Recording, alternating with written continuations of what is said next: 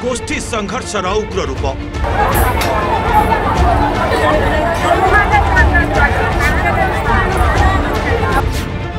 विवादीय जगह को नहीं उठिला पड़ा दुई गाँ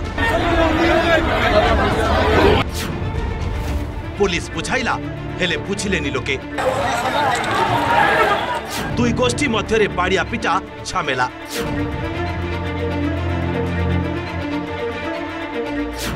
शेष में जारी है बीएनएस 163 से विवादीय जगह सानखेमुंडी तहसिल डेंगाउस्ता छक रत्नमणिपुर से स्थान जहाँपाई एते बाड़िया पिटा टेका पथर फिंगा आ दुई गाँ मध्य झमेला गोष्ठी संघर्ष उग्र रूप धारण करने पर जारी होईछि बीएनएस 163 श्रृंखला गाँव में 4 प्लाटून पुलिस फोर्स मुतयन करा बेले गिरफ्तारी भय गाँ हो पड़ी खाँ खाँ मु सरकार को अनुरोध करी जहाँ हबार तो हो जाइए बर्तमान एरिया संपूर्ण शांति अच्छी ए गिरफ्तारी को कौन मात्रा समाधान करा जाए निरीह लोक मान जेल हाथ न पठाई समाधान कले चिर उपकृत पाइबा। आज की प्राय 30-35 वर्ष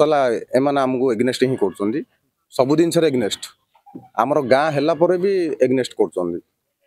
आज कि गोटे स्थिर हम बोली से आसते स्थिर करा बोली कहले आम भांगू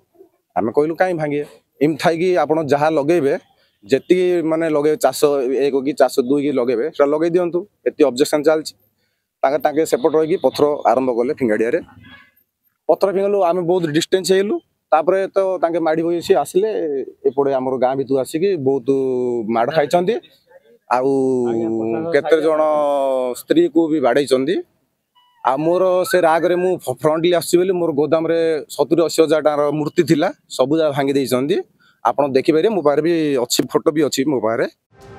विवादीय स्थान रे पूर्वरु पोखरी थिला पोखरी को पोती सरकारी योजना करने को सिंगीपुर लोक चाहूथिबा बेले रत्नमणिपुर ग्रामवासी हनुमान बाटिका निर्माण करथिले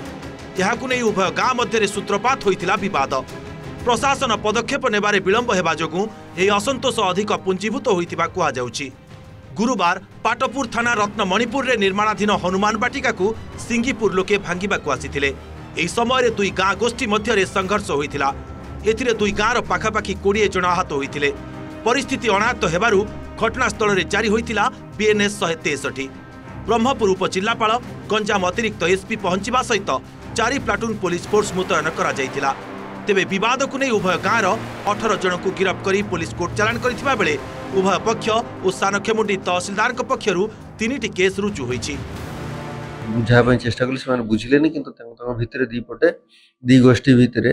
पथर ढेला माड़ और लाठी भी आनी बाड़िया पिटा हेले यही सब जो आम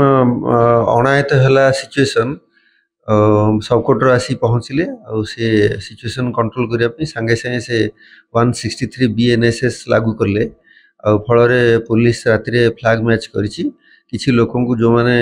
आइडेंटिफाई होते से अरेस्ट भी कराई आज बोधे फरवर्ड कराउछि एबे सिचुएशन अंडर कंट्रोल अछि। पाटपुर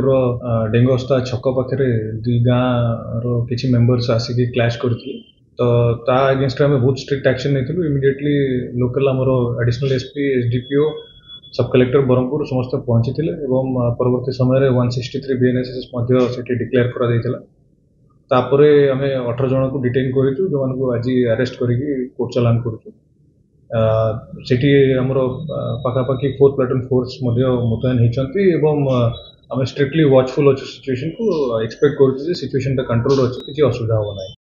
डेंगाउस्ता छकरे थिबा जागा विवाद को नहीं दुई गाँ मध्य गंडगोल मारपीट घटना रे उभय गोष्ठीर 18 जन को गिरफ्त करी कोर्ट चालान करछि पाटपुर पुलिस तेबे एही गिरफ्तारी परे उभय गाँ रे कोकुआ भय सृष्टि होइथिबा बेले